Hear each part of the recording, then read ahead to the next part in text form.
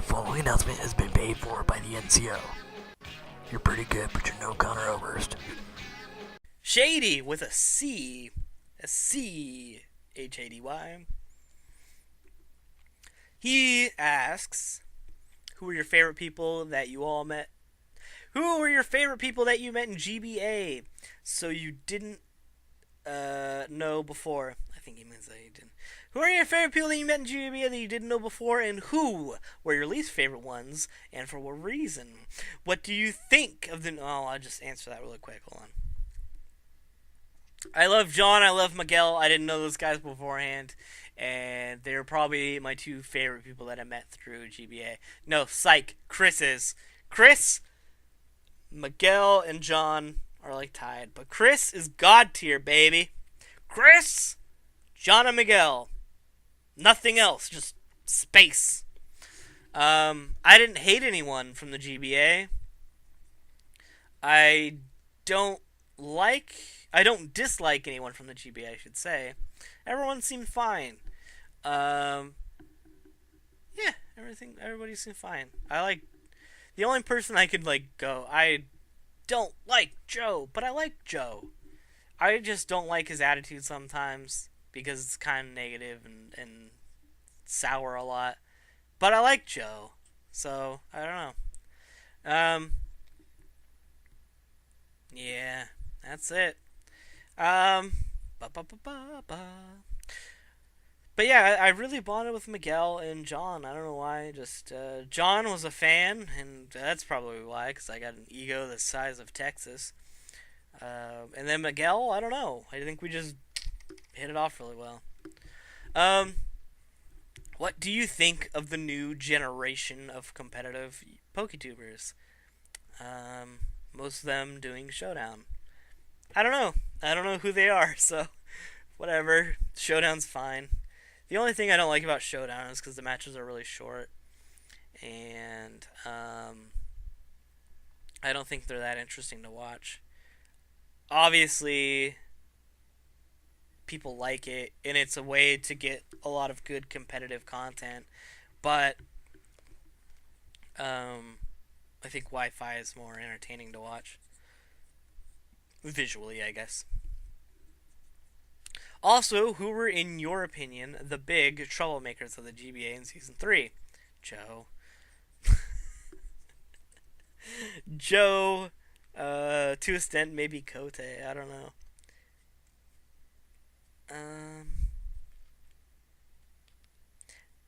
I don't know. I don't think, honestly though, I don't think there are any big troublemakers in the GBA.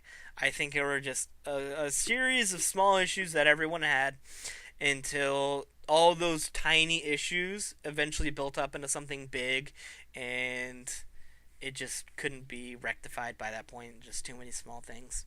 So I honestly don't think anyone was a big troublemaker. I'm bad at thinking of questions. Other people have better ones, lol. I really hope that you actually will keep uploading in the future. Would be sad to see you go. I will, I'm sure of it. MBZ said, talk about behind the scenes of PNP. I'm sure many would love to know what was happening at that time. I kind of answered that. It was a lot of work for little recognition. Almost no recognition, really. Mostly it was people just going like, do more, please! Do more things! Do more of this! Do more of the things I asked you to do already. Please, do more. And then, and then eventually you have like a team of people doing a thing, and things get confusing and weird, and behind the scenes, I think it was kind of disorganized, and DMAC did his best to make it organized, and it was at times, but at other times it was not. And I think that it was kind of unfair for all these people to volunteer their time and get nothing out of it, and get literally nothing out of it. I can't think of one thing I gained from being a part of PNP behind the scenes, aside from going, I made that guy because I saw his content and was like, yeah, that's good. But, like, anyone could have done that. So whatever. I don't know, man. They're just if there's any clarifications or things that you wanted to know about any of the things I'm asking, just leave another comment and I'll make another video. Swear. G Duran 27 asks, "Let's go.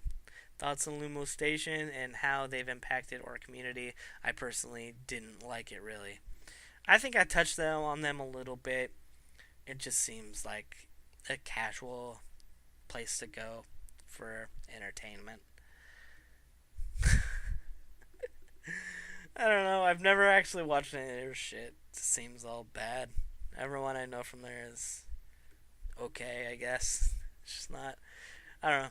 Thoughts on X and Y? I feel like that changed the community going from a competitive scene to a let's play scene. Yeah, I kind of talked about that, and I think it's less XY and more of a coincidence in the fact that a lot of people outgrew it around the same time.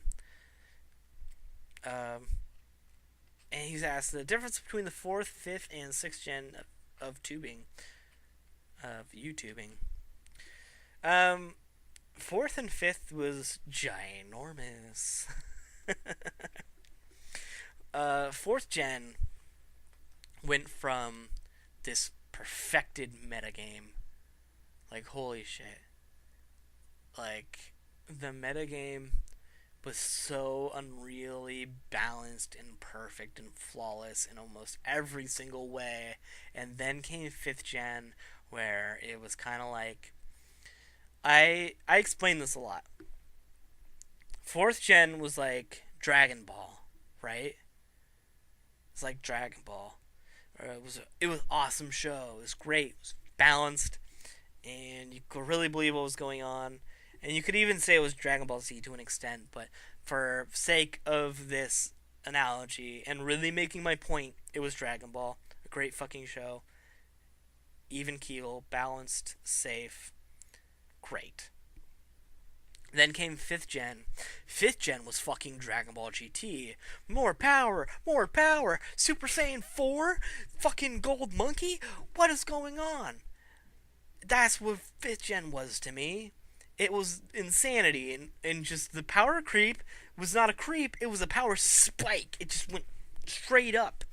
And that's what 5th gen was, and that's when I lost a lot of my interest in the stupid fucking game, is because 5th gen mechanics were so shit, and their Wi-Fi was so shit too, that even when I wanted to make content and start making videos again, I couldn't because I would get disconnected all of the time. 6th gen YouTubing, I can't really comment on because I didn't do a lot of, but seemed fine. A lot of people really dislike that shift between 5th and 6th. I don't know. I really dislike the shift between 4th and 5th, for sure. He goes on to say, thoughts on people like Shofu for first, his impact in making Pokemon seem kind of cool, bringing in these rapper kids, lol, and to now where they have slowly leaving Pokemon as well, since, I mean, he was a huge name for a while. I wasn't aware that he's not doing Pokemon anymore. I just thought he would do it until the end of time, pretty much. I don't think that was Shofu's main impact. At all. I think his claim to fame will always be, like, the first 5th gen only content creator. And he knew when to strike, and he striked hard and fast and did it right. And I guess now they're leaving. Makes sense. It just makes sense. Like I said, it's a fad, and because of that fad, people are just kind of starting to grow out of it. It's time. This is one I've been wanting to ask for ages. Is Mr. GCPM11 a fraud? Because IDK man, lol, he is a character. I heard a lot of stories about him at like PAX South or something. They did some really scumbaggy things. I don't want to say what they are because don't know whether they're true or not, or if I'm even getting all my information straight. But nah, he's probably a scumbag. Fuck that guy. Who cares? Um, where do you see the community going in the future? Like, which scene will rise up more, and who do you think will lead the charge? I think you've already seen it, and maybe you don't want to admit it, but it's definitely the casual. It's shiny hunting, it's casual play, it's and maybe the saving grace of 6th gen might be Cybertron fucking making a channel and doing it right, like right out the box, like capture card, good audio, and lots of content. And the thing about him is he's got time because actually he might not have that much time. He just makes time, but he did it right, and people already knew him. He already had like a fan base from just being fucking Cybertron online. So one of the best VGC players, and I think VGC could, if it wanted to, if some of the other big names got out there and started making channels, they could be something really huge. Where do you see the Pokemon community? No, and finally, best moments you've had being part of the community, because MB said his, it brought tears to my eyes. Best moments. Hitting 10K was huge. I passed Magnitude twice in subs. um.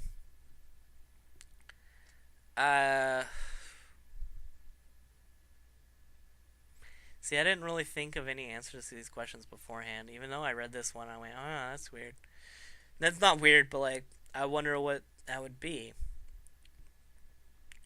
I honestly would say just meeting all the amazing people that I've met through this, and making connections I wouldn't have made otherwise because of this. Because of this channel, I've had some of the best friends that I would have never met in my entire life. Yeah. Like, without a doubt. Without a doubt. I mean, sure, like, I love the people I knew in high school. I had a clique from fucking kindergarten to high school and a little bit after that. But eventually everyone kind of grows apart, and that's kind of what life does to you. But these people that I met through this community, our relationships have evolved beyond that of here's this thing we do together. It's now like, this is my best friend. That is fucking my other best friend. These people are all my best friends. I would have never met so many people if I didn't do this. I have confidence that if I wasn't FizzyStardust, I wouldn't have met my group of friends now. I am a part of an ongoing iPhone chat room, BFF chat. I would have never met those guys if it wasn't for FizzyStardust. I'm sure of it. But I didn't even... They're not even from, like, the video game competitive battling community. They're all like, card game players. But if... I'm sure of it if I had just found out about Hey Trainer. No, I would have never found Hey Trainer. There's no way. There's no way. I would have never played the card game. Just the simple fact of me picking up Pokemon Pearl changed my life for the better forever. And that is the best moment of the Pokemon community. I could say it's the time I did this or that, but that is really it. I built all these relationships because of fucking video game, and that's amazing. It is amazing to me. And it is amazing that I can pick out a state in this country, and more than likely, I have a place to stay somewhere. I could go to Washington and I could pick out at least 2 places to stay. I could go to Oregon and probably have a place to stay. I could go to SoCal, have a place to stay. I could stay in Arizona. Utah. I have a place to stay in fucking Ohio, probably, and England. I could go to and stay in somewhere. I could stay somewhere in New York. I could stay somewhere in Florida. I could stay somewhere almost anywhere, and that's amazing to me. And I could go stay at my friend's place in Vancouver, I'm sure too. And that's the best moment. I loved working with these people. I loved working with MBZ, although I rib him just so much over the years. I love him also. I love him equally as much as I give him shit. For sure. Two and a Half Gamers is one of my favorite projects of all time. And that would have never happened without the Pokemon community. So thank you, G Duran27, for that question. Heavenly Days, aka Lloyd, aka Pichu, aka Venom. One of my best friends in the world, who I would have never met before. He said, I have a few questions, Busy FizzyStardust. What inspired you to even play Pokemon competitively in the first place? I think it just kind of just happened. I just kind of stumbled upon it. I think I kind of talked about it a little bit in the timeline. I just kind of stumbled upon playing Pokemon competitively, which is unreal. It's crazy. Apple's Asylum. Why do you think that it failed, even though it started to pick up some steam on the site and that? Again, I think I kind of addressed this, but like it failed because I wanted it to fail in the end. And not necessarily I wanted it to fail. I just didn't want the headache anymore. And I wasn't getting anything out of it except for a headache. So I said, fuck it. If someone else wants to kind of like take the reins and make a new thing, fine. As long as it's not me. I don't want to be an owner. Admin maybe, sure. But I'm not taking it very seriously at all. What is the biggest accomplishment that you've gotten from your entire Pokemon career? Biggest accomplishment. That's a weird thing. I'm going to say I sold t-shirts that said Brave Bird Everything. There are people out there in the world that have a t-shirt that says Brave Bird Everything. While it may not be many, I think it's under 5. I think 3. People out there have that shirt, and that is amazing to me.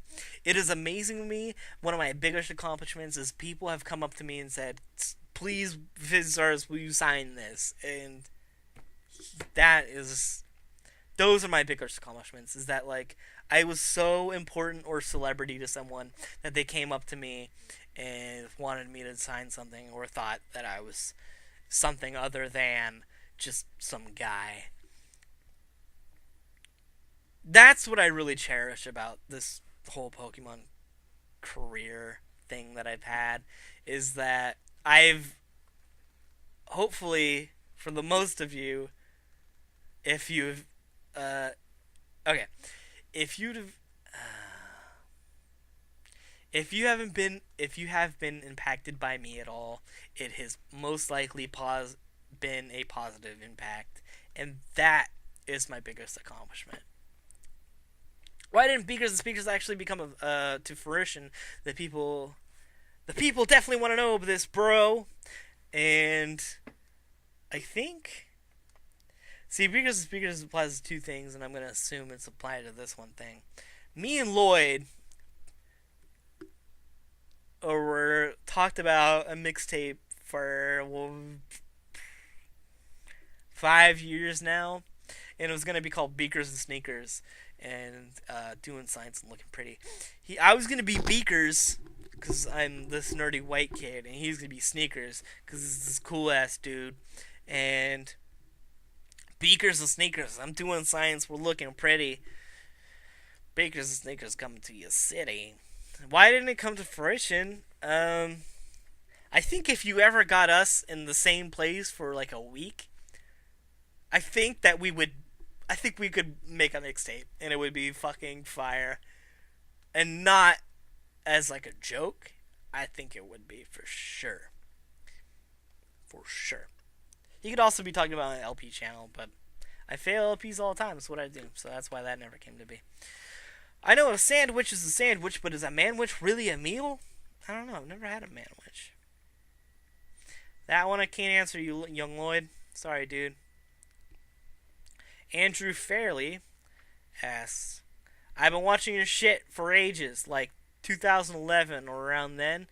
And do you think that the Pokemon YouTuber community and views declining had anything to do with people moving away from the game to simulators and also moving away from community sites like that? No, I don't think it was views declining at all. I think simulators actually just became more interesting to watch as they're actually animations. No one was gonna watch videos of Shoddy. Nah. Shoddy was just a Pokemon and a Pokemon, and they didn't even move, and then text. The most animation you'd get was from the health bar. That's what you got. So, no, I don't think that was why people moved to simulators. And I think people moved away from that because there were too many people who just wanted to ruin that for other people. And that it would just seemed... people were just okay with being in a chat room with their friends, with their very close friends. And that's what it came down to, is people were like less so wanted to meet new people. There's like, I have all the people that I need in my life and I don't need any more. What do I need a chat for? No, thank you. And this actually, like, I think I reopened AAX for a short period of time, like a year or two ago, and it didn't take off because people were just like, nah, no thanks. Crimson Storm 34 asks, I'd like to get your thoughts on this. Back when I used to play, guys like Nacho, Xerxes, etc. would hop on website chat rooms, etc. and ask for battles. They ended up promoting new upcoming PokeTubers and expanding the community, so to speak. Nowadays, it seems the veteran PokeTubers hardly promote up-and-coming people, and it's like they mainly battle the same people. In my opinion, I think this shrank the community down quite a bit. With so many now leaving, there's not a lot left to either step up to the plate and fill the void. And any idea why the mindset has changed so much over the years? This isn't meant to offend anyone, just an observation I've noticed. Now, I've kind of been saying some things about this, and he's right. It's something that's kind of happened. Some people moved away from. And I don't know if it was a conscious thing to, like, kind of stop promoting people, or if it was just kind of a thing where, like, everyone has a channel. Because at that time, around 5th gen, when people were, like, kind of leaving sats, everyone did have a channel. It was oversaturated with Pokemon content. Literally everyone had a channel. You go, hey, what's your channel? I'll put it in the subscription. And that's what they would do. That's about as far as they would go. Not a whole lot of promoting. You go, oh, this guy, battled him, his channel's in the subscription box. Anyway, you move right into your thing. Not a whole lot going on. And I don't know if these people, like Nacho, Xerxes, old guys, necessarily did that. Much more than that, I should say. But they were so big. There was such a gap in between the lower YouTubers and where they were, that a simple name mention was huge. And by the time that we're talking later, probably into the 5th gen, that there wasn't such a huge gap because there was all these channels in between because it was so saturated. People were like, there was like a gradient, like, oh, there's someone at the bottom, and then there's someone here at the top. And so people probably already had, like, the people that they liked the most and weren't looking to expand their fucking front page on YouTube. I honestly can't come up with something that would really explain that phenomenon other than that. And I think that's probably what it was. And it looks like eventually it just kind of became that of like kind of more focused version of that, to where like, oh, okay, so here's the top guy. I'm just gonna watch these 4, 5, 6 top dudes, and whatever else is fine, because these 4, 5, 6, 7 top dudes all have like this huge subscriber count, and so there's no point in watching people with like 100, even though their content may be amazing. And then, because of that, those only like 6, 7 people need to interact with each other to help each other's branding solidify and cross promote and things like that, because they get nothing out of this guy with 100 down here. Yeah. Kevin Fetters asks, what are your thoughts on versilified drama over the late XY era, if any at all? How he treated and was treated by the community, his apologies / ideals, just in general, how everything went down with that whole situation. Let me tell you something, Kevin Fetters. I made a video about Versilify, whatever. And it was a swag video. It's, I agree. Oh, yeah, it was I agree with everything he had said. And then you open it and it says, LOLJK, LOLJK, LOLJK, LOLJK. Because competitively, he's wrong on almost everything he says entirely. That doesn't make him a bad person. It doesn't make him an asshole. It doesn't make him anything. It just makes him wrong.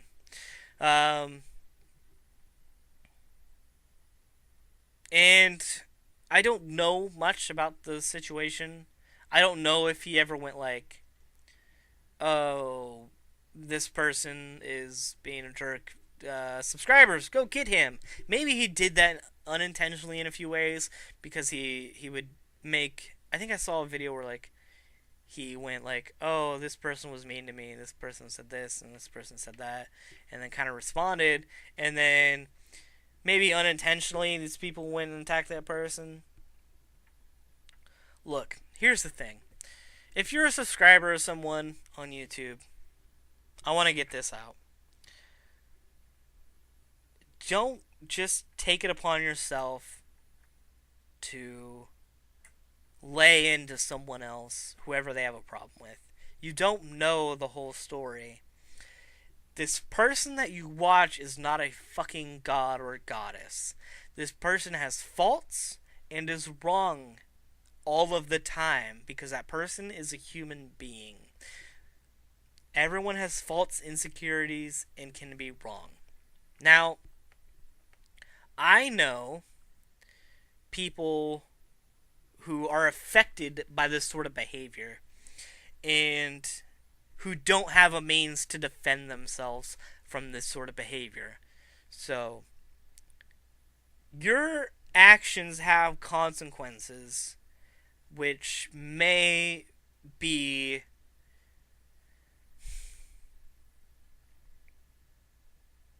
more impactful than you imagine. Because these people will receive not just your comment, but hundreds or thousands or tens more. And it can affect someone in a very negative way to hear a bunch of negative things about themselves. So, what I'm saying is, if you watch any YouTuber, any of them, and they happen to mention about something from their personal life or from their professional life about someone, and you have the means to go to their Twitter, Facebook, Tumblr, or their YouTube, I guess, any of those things, and lay into them about whatever the person you're viewing is, the person you have bought into, take a second, think about it twice, and then listen to me, because I'm right. Don't fucking do it. Okay? Alright. Just gotta protect my friends out there, man. Don't be a dick. That's all I'm saying. Now, first, Verlisify. Verlis, whatever, Versal. V. No. Guy. Him out there. Probably doesn't deserve the amount of shit he gets. And whoever gets shit from his fans probably doesn't deserve that either. I think just do this. Just do this. Here's you, here's him. Just whoop.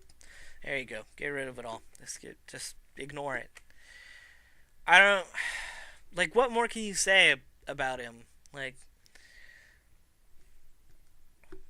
I'm not going to bash him for liking things that I'm not into. Or liking things that I think are different or strange to me. And I'm not going to bash him for playing Pokemon his way. He's got his own channel, he's got his own fans. Let him do him, and I will do me, and you do you. Lucky Green 9 asked, I hate how all the people I love to watch are fading away. NPC is done with Pokemon. Mag is getting there. Superblaw, maybe a video a week if I'm lucky, and now you might be completely. Nothing was better in middle school / freshman year watching Pokemon battles. In 5th, from you guys, my question is, do you think you guys could get together and do one last long video? IDK if it's like a showdown video or Wi-Fi battle or tournament or even a long discussion telling stories, that would be a fitting close. I know it can't be made to happen, but maybe you could have some influence. Just hate to see everyone go so fast. I don't think Steve is going anywhere. I don't. I think Steve, Magnitude, if you're not privy, will keep uploading for a very long time. He just seems to like doing that. Superblaw, again, I don't think he's going anywhere. You get a video a week because he doesn't have internet and hasn't had internet for years, and so he uploads as often as he possibly can, and you gotta respect that. Yeah, NBZ's done. Yeah, I'm done. I don't know who else is done. You want me and NBZ to get together and do a video? We could do that. We could talk about old times. But our paths don't overlap that much until late into 5th gen. And I don't know how much of a good Pokemon video we could create is. I mean, maybe. NBZ, if you're watching. I don't know. Is this something you want to do? Could be. I don't know. If not, whatever. I don't care. This guy would probably have to say some other names, and maybe we could do like a round robin interview thing, or I don't know. I don't know, man. It doesn't seem likely. I mean, this is kind of my last hurrah, man. You're getting like a fucking 17-part video. Magmortar Joe, he has a lot to say. This is a question I would really like for you to answer, since I haven't heard people really talk about it before, and it's been on my mind. What was it like for the Pokemon YouTube community from the jump from 5th to 6th gen? Why did so many people stop when 6th gen came around, even though they had pretty good fan base throughout 5th, and sometimes even since 4th? I can't really answer that for you, other than personally for me. Personally for me, it was, what happened was, between 5th and 6th, I was back in school, and I didn't want to fuck it up again. So, I didn't set aside time to breed again, breed some more, breed until perfect. Have perfect thing, EV train, repeat. At least 6 times do that, and then you have a team. Now, say that team sucks. I gotta start over. Do it again. Do it again. Do it again. Do it again. Now, Pokehex is a thing, and so is like fucking injection, which is cool. Could revitalize the community, and some people might pop back up again. But for me, I was back in school. I didn't want to fuck it up again because I was so burnt out on life, and I couldn't fail school again. So I real buckled down and I got my degree. It's sitting right over there, and that's for me. And I assume the whole breeding and EV training thing, and then doing it multiple times, is why a lot of people kind of stopped. Congressional Wombat stopped. Cloud's Liberation was around for a few months at the beginning of 6th Gen, and then stopped without saying anything. Now let me tell you about these two. Clouds is a kid, and he's being a good daddy. Clouds was always kind of here and there, and now that he has a kid, he's always there. So, can't fault him for that. Congressional Wombat is in college, and she's having a good time, and she's living life, man. So that's what she's doing. I talk to Zoe a lot, and I love Zoe, and she's just out there doing her thing. And if her thing right now isn't Pokemon, then it's not Pokemon. But she's out having a good time with life. And I hope that will ease you a little bit. Dangerous 36M was gone for almost 2 years, but luckily he came back a few days ago. And keep in mind, I'm not judging the people who stopped. I'm just wondering why they stopped and why many others stopped too. Rick is whatever. I don't really like Rick. I think he's, I don't know. There was that thing where he was like dating that girl who was really young and then like went to America. And that was weird. It's very weird, very weird, very weird, very weird, very weird, very weird, very weird. I can't remember all the details, or else I'd go into it more. But all I can remember is very strange. What was it about the NPC Magnitude Super Law and many others that kept them here? NPCs, I think, is just habit. Just like, I'm here, might as well do this. I got some time, let's go. I don't know. Next question. Still from Magmortar Joe. What was it like to find something like competitive Pokemon that used to be a pretty niche community that not too many people knew about, for it to now be almost mainstream things within the Pokemon community as a whole? I mean, now way more people know about Eevees, Ivies, Smogon, and Tears than people did before X and Y came out.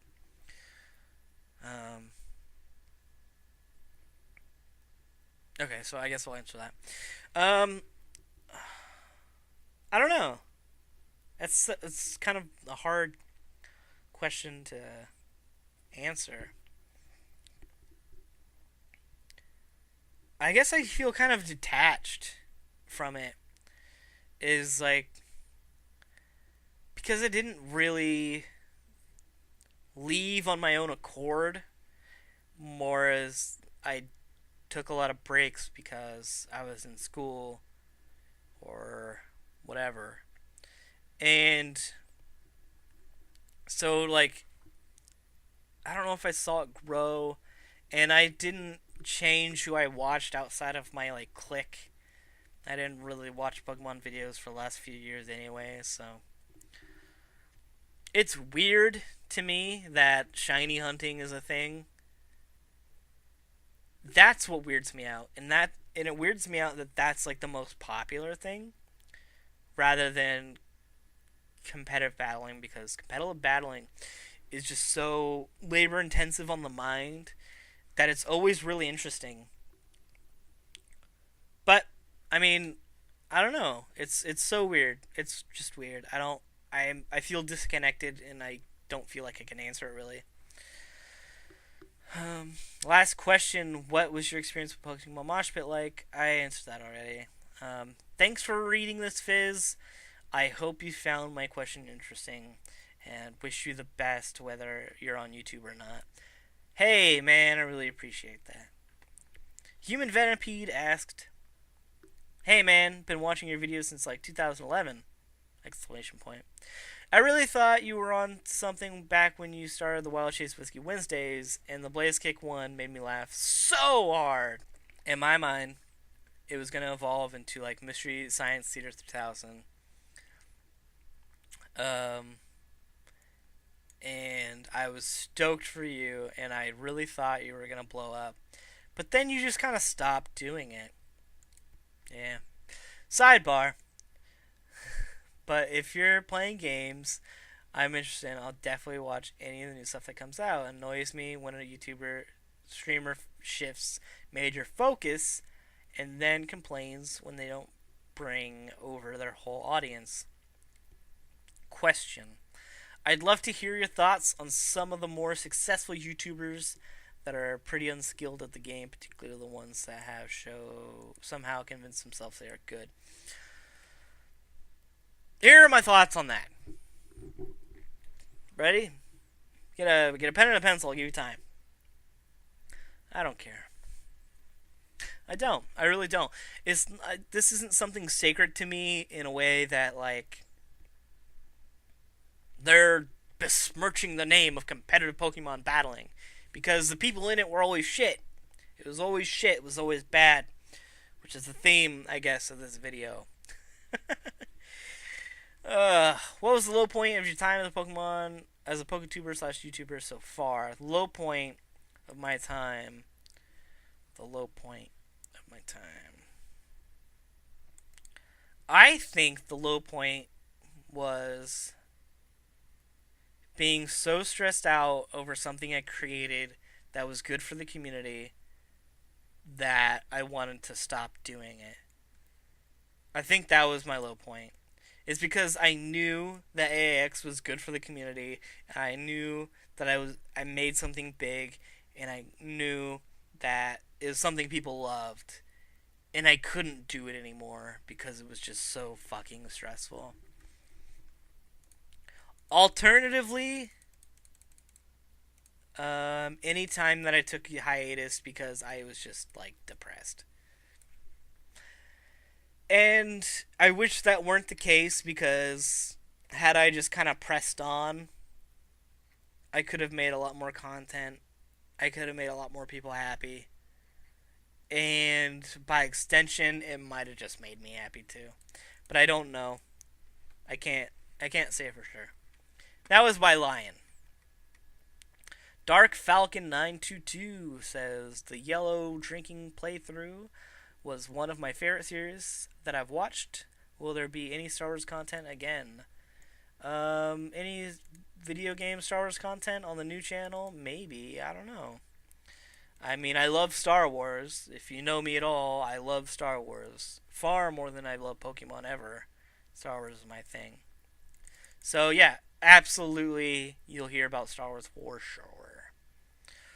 Human Venipede comes back and asks another question. I've purged all the people I don't like from my sub box long ago. LOL. But here are some old / new I think you would be funny talking about. Here we go. One by one. Hayden. Hayden sucks dick. And he would love that because he loves saying things like sucks dick. I never liked Hayden or his narration style. I thought it was drab and juvenile and bad, and I didn't think he's not terribly great at the game. And I thought that, although here's the thing, I respect his game and I respect his hustle because he knew his audience and he went right for it and he took it and he did a good job at doing that. So I don't hate his game. I hate his narration. I hate the player. I don't hate the game. Yeah. Pimp Night. I mean, I didn't.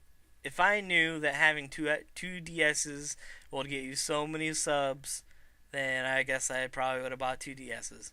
King Daddy D-Mac, straight hustler, baby. Yeah, when I was hanging out with this guy in real life, every time I would turn around, he was on the fucking phone making some sort of business call with someone, doing some sort of business thing. So I liked DMAC quite a bit. Um, Although, look, I watched his channel recently, and dude has changed so much. And he always kind of did this where he would always kind of play into his audience.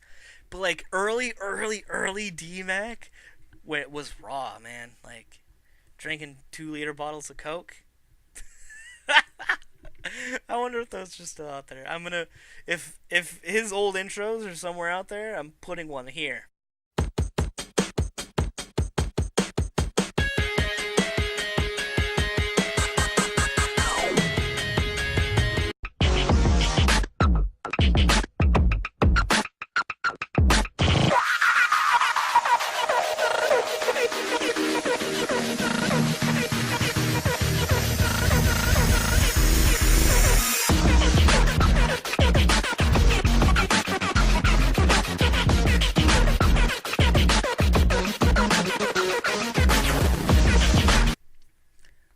Peekaboo. All right, someone had to refresh my memory on what Peekaboo was. Peekaboo was this dude who was bad at the game and who would go around begging for subs and like sub for sub, and would beg for partnership and stuff like that. Eventually, I guess he amassed quite a bit of subs. So I don't know what to say about that. I guess it worked. Oh God, Justin Flynn. I think he might possibly be the most annoying Pokemon narrator of all time. Um, Versify is, in my opinion, a weirdo, and there's that. Um, I can't rip into these people, man. Uh, but I said all I can say about them. I said all I can say. The last question is probably the most important one. Is, can we really call the Pokemon community a community? The answer is no.